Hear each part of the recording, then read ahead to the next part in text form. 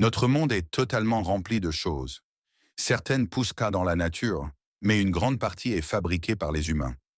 Les méthodes de fabrication deviennent de plus en plus complexes et high-tech. Mais est-ce vraiment mieux?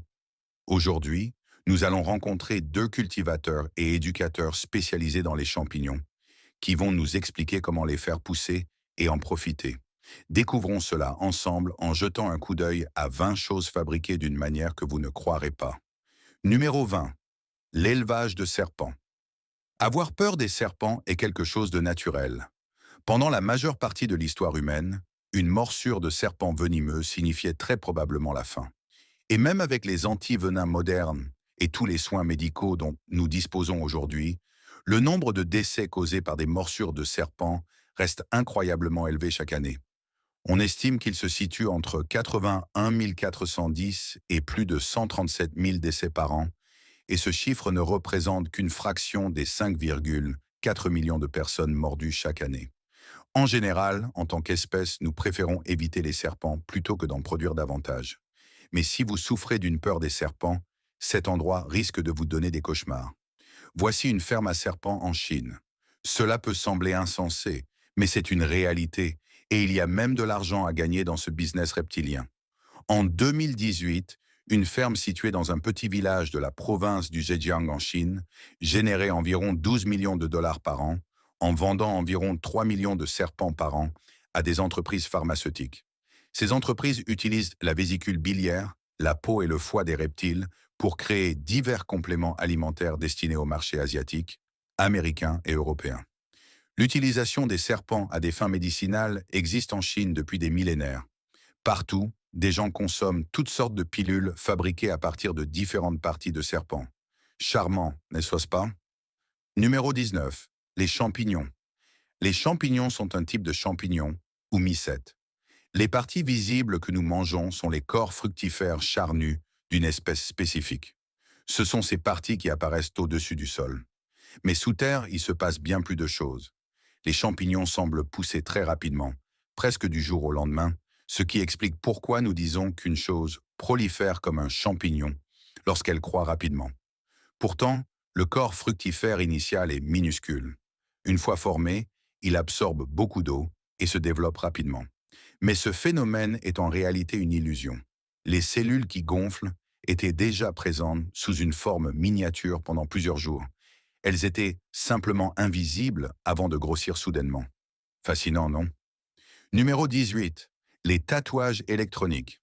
Les tatouages électroniques, ou e-tattoo, sont des dispositifs ultra fins et flexibles qui adhèrent à la peau. Ces petits appareils sont dotés de capteurs capables de transmettre des données physiologiques sans fil. Ils peuvent surveiller diverses fonctions corporelles, comme les impulsions électriques et la composition chimique de la sueur. Sympa, non? Il s'agit d'une technologie portable, mais contrairement aux dispositifs rigides traditionnels, ces e-tattoos s'adaptent et bougent avec la surface de la peau, permettant un suivi continu sans inconfort. Jusqu'à présent, leur utilisation a surtout été explorée dans le domaine médical, où il semble prometteur pour la surveillance de la santé de manière non invasive. Cependant, tout n'est pas si simple. D'une part, il n'existe actuellement aucune norme dans les processus de fabrication. Cela signifie qu'il n'y a ni garantie de qualité, ni de sécurité. Personnellement, je pense que tout ce qui est directement attaché à votre corps est capable de collecter et transmettre des données devrait être rigoureusement testé et offrir de solides garanties de sécurité et de qualité avant d'être utilisé. Mais bon, ce n'est que mon avis. De plus, personne ne peut vraiment affirmer que ces dispositifs respectent des exigences de confidentialité ou que les matériaux utilisés sont sûrs pour une utilisation prolongée sur la peau humaine. Pas une idée si brillante pour l'instant alors. Numéro 17. Vélo en bambou. Le concept des vélos en bambou n'est pas nouveau.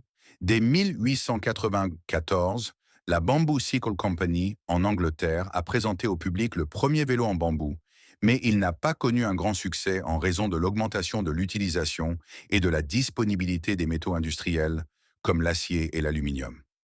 De nos jours, nous sommes tous enthousiastes à l'idée des options dites durables, mais la durabilité ne vient pas vraiment de l'augmentation de la consommation et du remplacement de tout par du bambou. Peut-être faudrait-il plutôt utiliser ce qui existe déjà, au lieu de tout remplacer. Cela peut sembler révolutionnaire, mais remplacer des objets qui fonctionnent encore, qui existent déjà et qui ont été fabriqués, c'est une option un peu plus durable que de créer des déchets en produisant un tout nouveau produit, même si ce produit est en bambou. Les gens utilisent le bambou pour à peu près tout, des soutiens-gorge au papier toilette en passant par les vélos. Certes, il pousse rapidement et peut être décomposé, contrairement au plastique, mais ce n'est pas un matériau miracle. Il nécessite également de l'espace pour être cultivé et des usines pour être transformé, et son utilisation croissante risque d'entraîner une monoculture. Quoi qu'il en soit, il est populaire pour la fabrication de vélos parce qu'il semble avoir un meilleur rapport résistance par poids que l'acier et une bonne résistance au choc par rapport à la fibre de carbone. Il possède également certaines qualités d'amortissement des vibrations, offrant une conduite plus souple en absorbant mieux les chocs de la route que certains matériaux traditionnels. Numéro 16. Vêtements en graphène. Le graphène est une seule couche d'atomes de carbone disposée en réseau bidimensionnel. L'idée est d'intégrer cette matière dans la fabrication des vêtements, et les enthousiastes affirment que cela rend les vêtements plus durables et permet d'y intégrer d'autres fonctionnalités. Mais de quelles fonctionnalités avez-vous vraiment besoin pour vos vêtements? S'ils vous gardent au chaud ou au frais, alors ils remplissent déjà leur fonction. Ils ont créé ce nouveau matériau et jurent qu'il est sans danger pour la peau humaine. Apparemment, le nanomatériau en petite quantité ne pose aucun problème, mais lorsqu'il est utilisé en plus grande quantité, cela devient plus compliqué. En réalité, ils ne savent pas vraiment quel pourrait être l'impact d'une exposition prolongée à de plus grandes quantités, mais bon. Ils disaient peut-être déjà la même chose du coton, non? N'est-ce pas? Le graphène est aujourd'hui le matériau de choix en raison de sa superconductivité thermique. Lorsqu'il est incorporé dans les textiles, il améliore la rétention et la répartition de la chaleur. Il possède aussi une force mécanique remarquable, rendant les vêtements plus résistants à l'usure. En renforçant les tissus avec du graphène, les fabricants peuvent produire des vêtements capables de supporter un stress plus important et d'avoir une durée de vie plus longue. C'est ce qu'ils disent, en tout cas.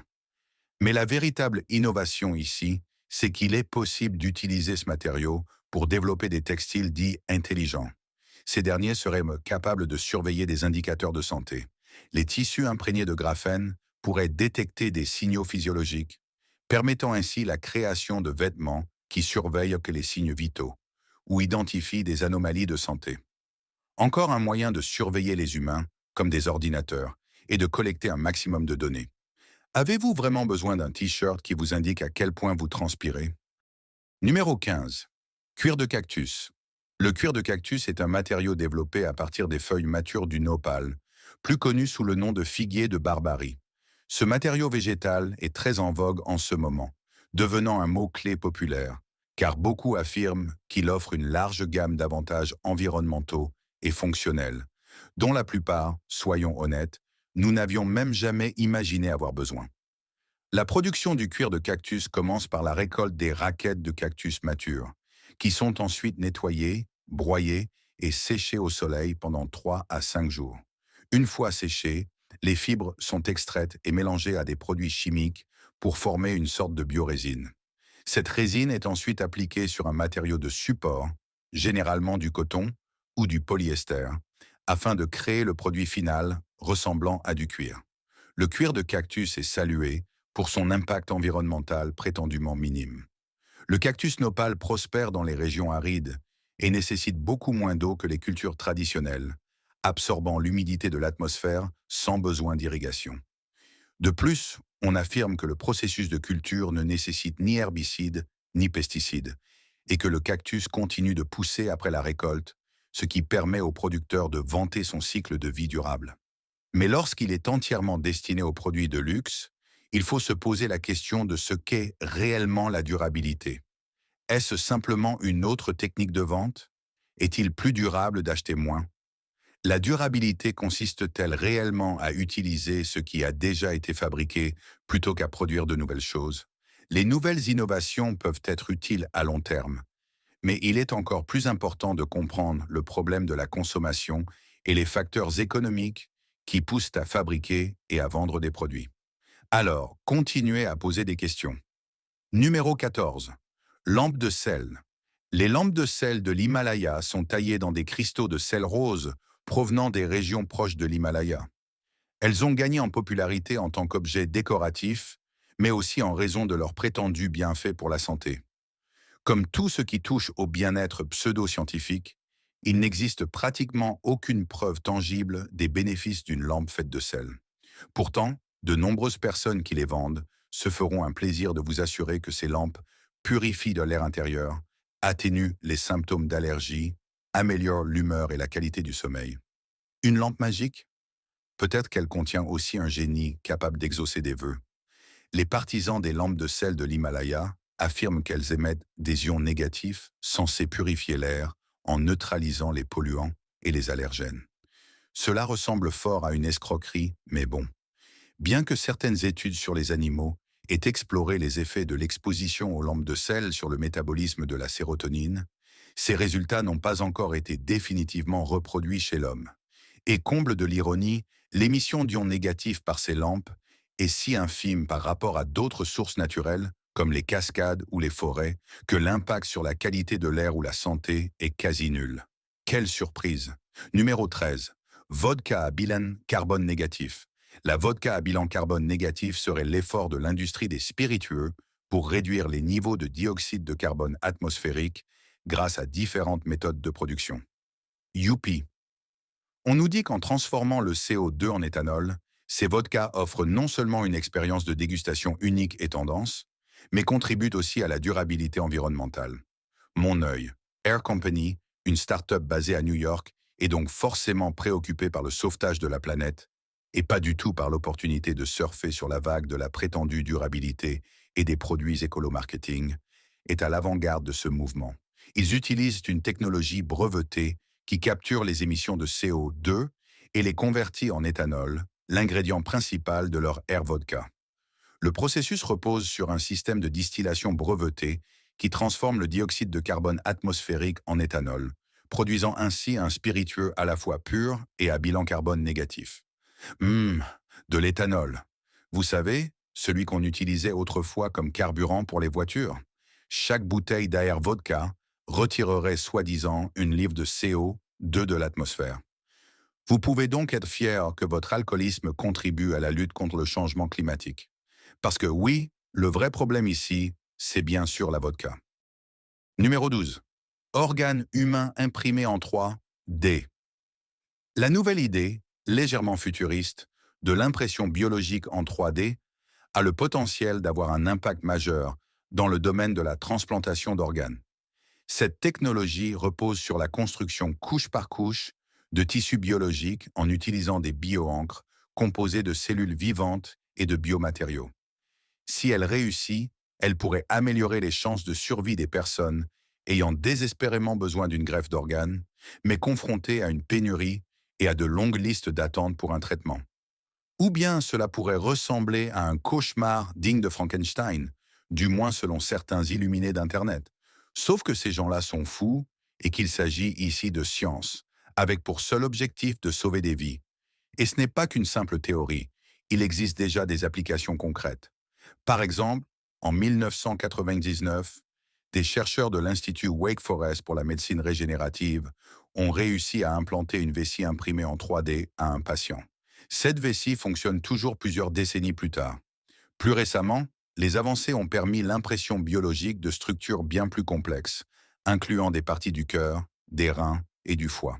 Malgré ces progrès, le corps humain est une structure extrêmement complexe, et la création de minuscules vaisseaux sanguins représente un immense défi pour cette branche de la médecine. Ainsi, on estime que l'utilisation clinique courante des organes imprimés en 3D pourrait encore nécessiter 2 à 3 décennies. Mais cela progresse, et c'est absolument fascinant. Numéro 11. La musique de glace. Dans les régions les plus froides du monde, il existe une véritable passion pour la création d'objets à partir de glace. Il semble que lorsque l'on dispose d'une abondance de glace, l'instinct pousse à faire preuve de créativité et à fabriquer des choses avec. En Suède, une idée originale s'est développée. La fabrication d'instruments de musique en glace. Quant à la praticité d'une telle initiative, cela nécessite certainement quelques ajustements. Si vous essayez de jouer de votre flûte de glace avec le chauffage allumé, cela pourrait bien altérer le son de l'instrument. En réalité, c'est moins chaotique et bien plus amusant que cela. Les instruments doivent être conservés à des températures négatives, comme on pourrait s'y attendre. C'est une idée née de l'esprit de Tim Lennart. Il y a 20 ans, il a créé l'Orchestre d'instruments de glace, un projet visant à fabriquer de magnifiques instruments à partir de glace et à les jouer dans une salle de concert glaciale.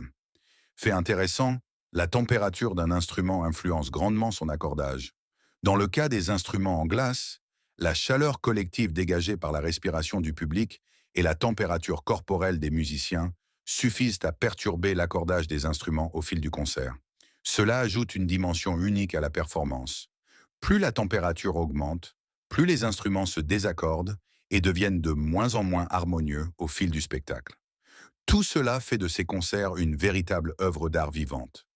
L'éphémérité de ces instruments est en réalité au cœur du concept de cet orchestre de glace, ce qui ajoute une touche magique à l'expérience. C'est une approche totalement différente d'un concert d'orchestre classique. Et si vous souhaitez assister à un concert de l'orchestre de glace, il va falloir vous habiller en conséquence. Non, cela ne signifie pas mettre votre plus belle robe de gala, comme pour une soirée habituelle au conservatoire. Il vous faudra au minimum un caleçon thermique, un bonnet en laine et un manteau bien chaud. Numéro 10.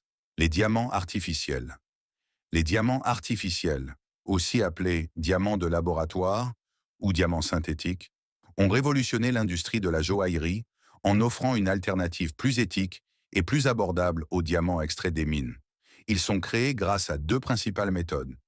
La méthode haute pression et haute température, HPHT, et la méthode de dépôt chimique en phase vapeur, CVD. La première technique imite la formation naturelle des diamants en soumettant du carbone à des pressions et des températures extrêmes. La seconde utilise un gaz riche en carbone, comme le méthane, placé dans une chambre où il se décompose, permettant aux atomes de carbone de se déposer sur un substrat et de former une couche de diamants. Étant donné que la production de diamants de laboratoire est une activité très lucrative, l'industrie suscite un fort intérêt. En 2023, le marché des diamants synthétiques était évalué à plus de 27,2 milliards de dollars, représentant environ 20% du marché mondial des pierres précieuses. Les pierres brillantes sont véritablement un immense business. Numéro 9. Béton autoréparant.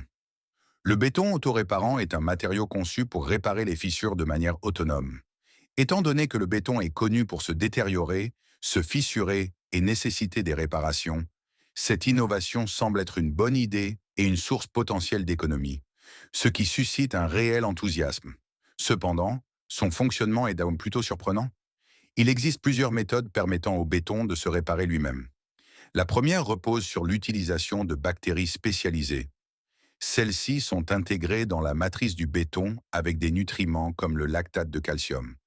Lorsque des fissures apparaissent et que l'eau s'infiltre, les bactéries s'activent et transforment ces nutriments en calcaire, scellant ainsi les fissures.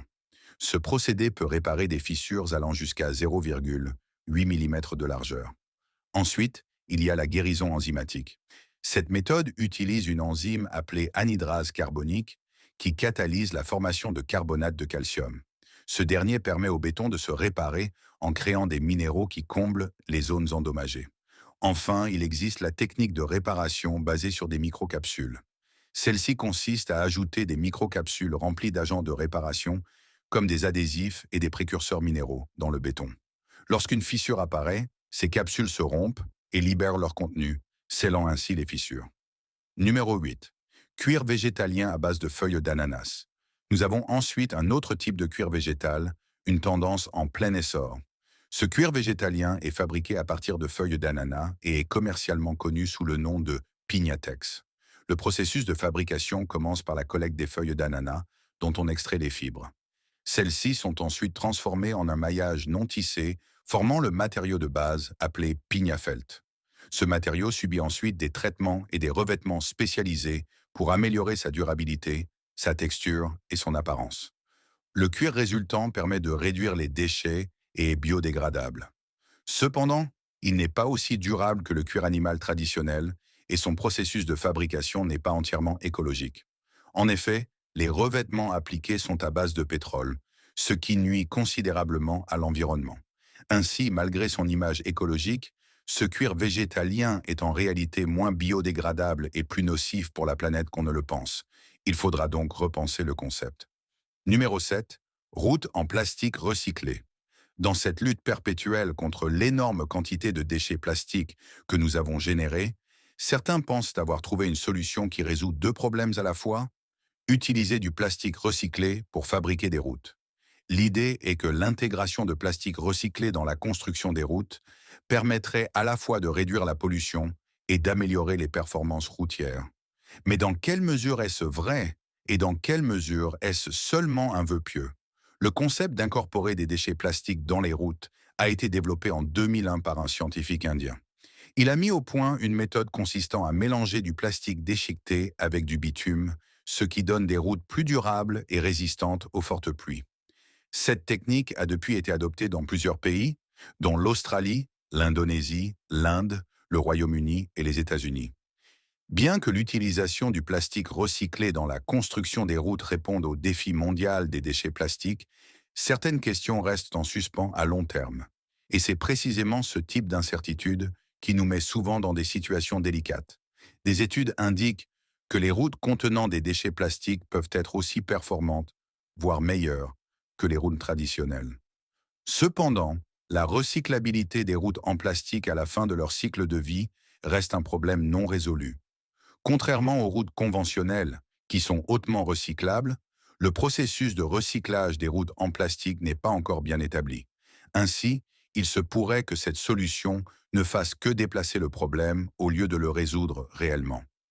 De plus, ces dernières années, nous avons commencé à prendre conscience des implications à long terme de l'utilisation du plastique, notamment avec la présence croissante de microplastiques dans l'eau potable et les cultures agricoles. Il vaudrait donc peut-être mieux y réfléchir à deux fois avant d'adopter cette solution à grande échelle. Numéro 6. Les bulles d'eau comestibles. Ce sont des bulles d'eau comestibles, des capsules consommables qui encapsulent de l'eau dans une membrane biodégradable. Cela semble vraiment sain. L'eau comestible est créée grâce à une technique culinaire appelée sphérification.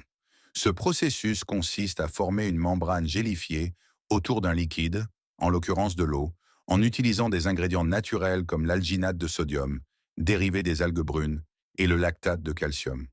Le résultat est une sphère flexible et transparente qui contient de l'eau et peut être entièrement consommée, ne laissant aucun déchet derrière elle. Mais quelle est la durabilité de cette innovation si tout le monde commence à l'adopter? De quelle quantité d'algues aurions-nous réellement besoin et combien de ces ingrédients naturels pouvons-nous consommer avant qu'ils n'aient un impact négatif sur notre organisme? Après tout, nous ne sommes pas censés manger toutes les choses étranges que nous consommons actuellement, pas plus que nous n'étions destinés à boire de l'eau contenue dans des récipients artificiels. Mais bon, c'est l'avenir, alors réjouissons-nous tous. Numéro 5. L'emballage alimentaire comestible. Selon des recherches, l'emballage des aliments que nous consommons nous expose à une quantité énorme de substances chimiques qui ne sont en réalité pas comestibles. Des études récentes ont révélé que plus de 3000 substances chimiques différentes pénétraient dans notre organisme par le biais des emballages alimentaires, posant ainsi un réel risque pour notre santé. Une solution serait donc de rendre ces emballages également comestibles. Ces matériaux sont conçus pour être consommés avec les aliments qu'ils enveloppent, dans le but de réduire les déchets environnementaux, tout en améliorant la conservation des aliments. Mais ne pourrions-nous pas simplement utiliser moins d'emballages? Les emballages comestibles sont constitués de films, de revêtements et de contenants fabriqués à partir de matériaux dits biodégradables naturels, tels que des polymères d'origine végétale, des protéines et des lipides. Ces matériaux sont censés être sûrs pour la consommation, mais j'ai des doutes. On nous dit constamment que les aliments transformés ne sont pas bons pour la santé.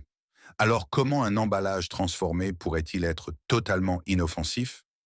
De plus, la nourriture est censée être appréciée et grignoter une tonne de polymères et de protéines en même temps que nos encas ne semble pas très appétissant. Encore une fois, cela nécessiterait une production industrielle qui utiliserait de nombreuses ressources et générerait des déchets. Cette idée semble un peu absurde. Créer un produit à consommer alors que nous devrions réduire notre consommation? Passons rapidement à autre chose. Numéro 4. Les fermes flottantes. Les fermes flottantes sont présentées comme des solutions aux défis liés à la sécurité alimentaire et aux impacts du changement climatique. Ces fermes utilisent les surfaces d'eau pour la production agricole, ce qui est particulièrement utile dans les régions confrontées à une pénurie de terre ou à des contraintes environnementales, notamment les zones basses. Avec l'élévation du niveau de la mer due au changement climatique, il devient crucial de trouver des moyens de nourrir les populations vivant dans des régions où l'eau est omniprésente. Aux Pays-Bas, on trouve la ferme flottante de Rotterdam. Cette ferme laitière flottante à 3 étages a été créée par Peter et Minky van Windegarden et fonctionne dans le port de Rotterdam. Elle produit du lait frais et du fromage pour les communautés locales et intègre des sources d'énergie renouvelables, comme un système de collecte des eaux de pluie ainsi que le recyclage des déchets organiques en engrais. Mais quelle vie cela offre-t-il aux vaches, enfermées dans une ferme flottante sans véritable espace extérieur ni pâturage? Cela semble assez triste. Toutefois, ce n'est pas une idée entièrement nouvelle. Au Bangladesh, les fermes flottantes sont une pratique traditionnelle depuis des siècles, notamment dans les régions sujettes aux inondations. Les agriculteurs construisent des radeaux à partir de matériaux naturels et les recouvrent de terre pour y cultiver des légumes et des semis pendant la saison des moussons. Cette méthode permet de poursuivre la production alimentaire malgré la montée des eaux. Parfois, il suffit de se tourner vers les méthodes traditionnelles plutôt que vers l'innovation technologique pour trouver la solution. Peut-être que ces solutions ont toujours été là, sous nos yeux. Numéro 3. Nourriture imprimée en 3D. Cette idée, qui peut sembler légèrement bizarre, est actuellement plutôt décevante. Pour qu'une imprimante 3D puisse créer quoi que ce soit, elle doit utiliser une sorte de pâte pouvant être extrudée à travers une buse. Par conséquent, tout aliment imprimé en 3D doit d'abord être transformé en une substance pâteuse et malléable. Aussi appétissant que cela puisse paraître, cette contrainte limite quelque peu l'étendue de la technologie à l'heure actuelle. Si vous souhaitez créer une forme élaborée ou géométrique à partir d'aliments transformés, l'impression 3D peut le faire de manière plus efficace et précise que le travail manuel. Et si vous voulez transformer une pâte étrange en un aliment ressemblant à un jouet, alors tant mieux. Sinon, cette technologie est davantage un gadget surestimé, mieux adapté aux cuisines fantaisistes de restaurants à thème qu'à une utilisation généralisée. Mais on ne sait jamais où ces innovations peuvent mener. Peut-être qu'un jour nous nous demanderons comment nous avons pu nous passer de la nourriture, imprimée en 3D, ou pas. Numéro 2. Cape d'invisibilité. Contrairement aux objets magiques de Harry Potter, cette cape d'invisibilité repose sur les lois de la physique plutôt que sur la magie. Il est donc très difficile de rendre un objet visible moins visible, voire invisible. Autrement dit, la cape d'invisibilité n'existe pas réellement. Il s'agit d'une technologie principalement fictive ou hypothétique.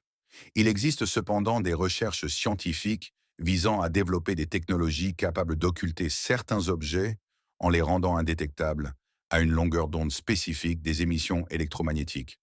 Cela les rend moins visibles, mais ne les rend pas complètement invisibles. Lorsque Meurt un autre jour est sorti en 2002, il a été immédiatement et unanimement qualifié de pire film de James Bond. Ce jugement sévère s'explique en grande partie par l'un des gadgets les plus ridicules de 007, la voiture invisible. Cette voiture, une Aston Martin V12 Vanquish, est devenue la risée du public et a contribué à faire de ce film un moment embarrassant de l'histoire de James Bond. Le concept de cette voiture repose sur une idée simple. Pour rendre un objet invisible, il suffirait de voir à travers lui ce qui se trouve derrière. La voiture est recouverte d'un ensemble de tapis et de LED avec une caméra numérique de l'autre côté. La caméra filme ce qui se trouve derrière la voiture et projette l'image en temps réel sur la surface extérieure, créant ainsi une illusion de transparence. Mais bon, avouons-le, les roues gâchent un peu l'effet, non? Numéro 1. Bois transparent. Le bois transparent est un matériau étrange qui prétend combiner les propriétés naturelles et durables du bois avec la transparence. En modifiant la structure du bois, des chercheurs ont développé un matériau à la fois translucide et conservant la résistance et la biodégradabilité du bois traditionnel. Mais pourquoi? Qu'est-ce qui ne va pas avec le bois opaque? Depuis quand le verre, ce matériau transparent classique, pose-t-il problème? Évidemment, ce n'est pas aussi simple que cela, car pourquoi le serait-ce? Le processus est complexe et implique d'éliminer, grâce à des traitements chimiques, un composant responsable de la couleur et de l'opacité du bois, avant d'y injecter une quantité importante de polymères. Génial! Encore plus de produits chimiques, plus de déchets résiduels, plus de substances toxiques dans l'environnement, juste pour voir à travers un matériau qui, par nature, n'est pas censé être transparent. Ce n'est pas parce qu'on peut faire quelque chose qu'on doit nécessairement le faire. Voilà, c'était un aperçu de ces innovations surprenantes. N'hésitez pas à laisser un commentaire, à découvrir d'autres contenus intéressants qui s'affichent à l'écran. Et on se retrouve la prochaine fois.